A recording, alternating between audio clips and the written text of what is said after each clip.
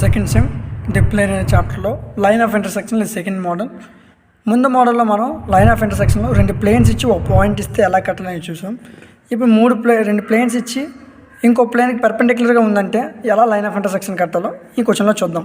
Question: find the equation of plane of through the line of intersection of the planes 2x + 3y + 4z - 7 = 0, comma x + y + z - 1 = 0 and perpendicular to plane x - 5y + 3z - 2 = 0. ఇది question. రెండు planes ఇచ్చాడు, దీనికి perpendicular ఉందన్నాడు, దీనికి line of intersection కట్టమని చెప్పాడు. Question answer check చేద్దాం. Given planes, ఇచ్చిన రెండు ప్లేన్స్ రాసుకుంటాం. ఫస్ట్ రెండు ప్లేన్స్ తీసుకుంటాం, ప్లేన్ 1 ప్లేన్ 2 అని.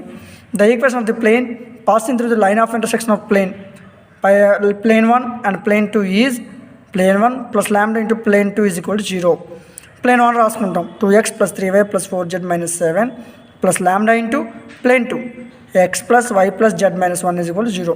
సో సేమ్ వాల్యూ రాసేస్తాం. లాంబ్డా చదువుకునేద్దాం. Lambda into x lambda plus y into lambda y lambda, lambda into z lambda minus 1 into lambda is equal to 0. ఇక్కడ x టర్మ్స్ని common తీద్దాం. xని common తీస్తే 2x, ఇంకొక x term ఏముంది x lambda. So xని common తీస్తే 2 + lambda plus yని common తీద్దాం 3 + lambda plus zని common తీద్దాం 4 ప్లస్ ఇక్కడ z తీసేస్తే లాంబ్డా -7 - లాంబ్డా ఈజ్ ఈక్వల్. ఇది సెకండ్ ఈక్వేషన్ అనుకుంటాం. Comparing with a1x + b1y + c1z + d is equal to 0.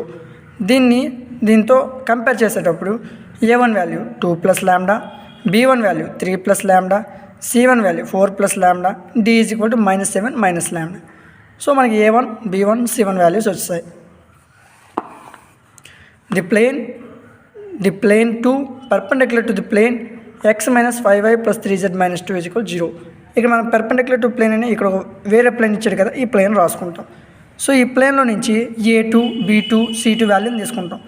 a2 = x coefficient 1, b2 = y coefficient -5, c2 = z coefficient 3, d2 అంటే constant -2.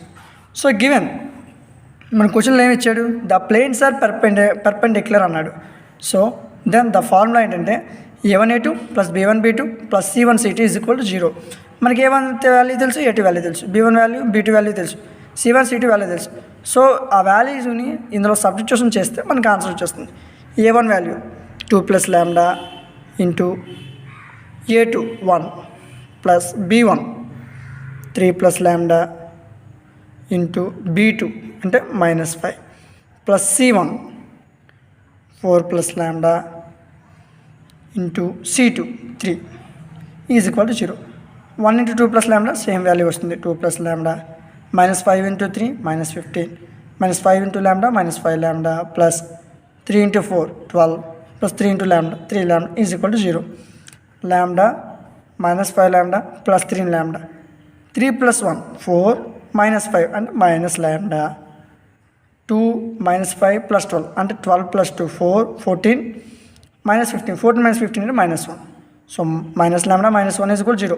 -1 right side వెళ్తే +1 అవుతుంది. So lambda is equal to -1. So lambda value మనకు వచ్చింది. ఈ వచ్చిన lambda వాల్యూని ఈ equation 1లో substitution చేస్తే మనకు లైన్ ఆఫ్ ఇంటర్సెక్షన్ వస్తుంది.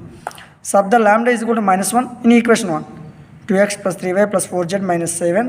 ఇక్కడ లాంబ్డా ఉంటుంది. లాంబ్డా వాల్యూ ఎంత -1 into x + y + z - 1 is equal to 0. ఈ ఈక్వేషన్ 1లో ప్రతిక్షేపించాం. ఈ లాంబ్డా దగ్గర వాల్యూ మారుస్తాం అంతే, మిగిలినంత సేమ్ వాల్యూ రాసిస్తాం. సో సేమ్ వాల్యూ రాస్తాం. -1 చేత గుణిద్దాం.